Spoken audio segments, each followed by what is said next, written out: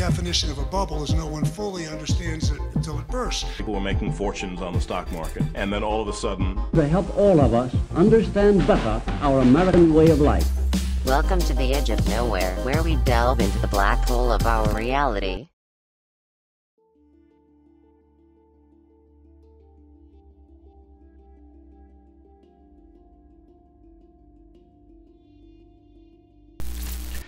Hi, thanks for joining me. Today on the Edge of Nowhere, we're going to be discussing business. Specifically, where will business move into the future? Now, for a lot of businesses today, they operate around the principle of asymmetrical or imperfect information. What does it mean? It means if you buy a good, you know the price that you paid for it, but you sell it at some kind of markup. That difference between the price that you pay and the price that you sell allows you to make a profit margin. And that's around the asymmetrical information. Now, an example of this is an incredible movie called The Wolf of Wall Street. 4,000, that'd be 40,000 shares, John. Let me lock in that trade right now and get back to you with my secretary with an exact confirmation. Sound good, John? Great. Hey, John, thank you for your vote of confidence, and welcome to the Investors Center. In the movie, Belfort starts to create an artificial supply-demand curve, where he creates artificial demand, and he then changes the supply, and that's where he makes his markup. Artificial demand constitutes demand for something that, in the absence of exposure to the vehicle of creating demand, would not exist. It has controversial applications in microeconomics, pump and dump strategy, and advertising.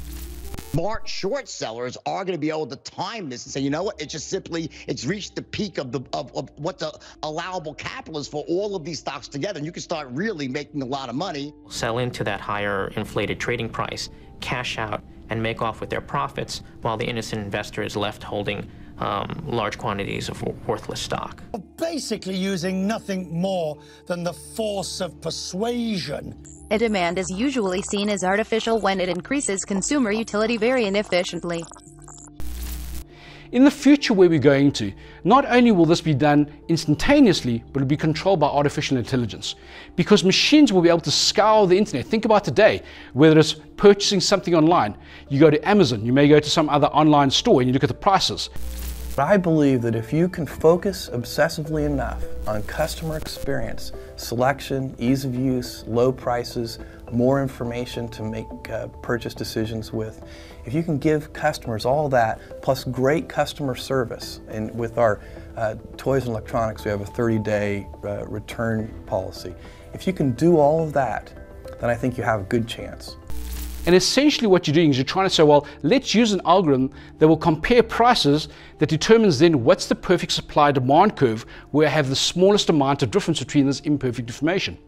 Essentially what you're trying to say is you're trying to say, well, how am I more informed versus less informed?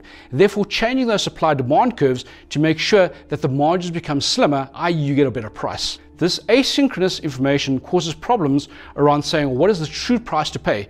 Because you could be buying something today and tomorrow it could be a different price, but not only that, you could be buying something today and the person next to you could be buying the same good at a different kind of price. The other part around business in the future is the questions around economies of scale, around buying huge amounts of quantities of goods and services and then bundling those things. Already today, we've got different kinds of buying clubs where you, along with a number of different people who you may or may not know, decide to buy in bulk and then reduce the kind of pricing. If you have an algorithm that allows you to do that en masse, you start to change the pricing dynamics, and companies need to be very concerned about this because fundamentally, if you buy in bulk, it'll start changing their pricing paradigms. What that then means is there's a great gap in the market today that we can start seeing with anonymous buyers bundling together, buying a huge and a large number and volume of stuff to then get a cost advantage that companies may not enjoy. So today we spoke around business and some of the challenges around imperfect information and asymmetric information that allows you to create new kinds of margins and new kinds of profit margins for yourself, or to find ways where you can gain an advantage by amalgamating supply and demand.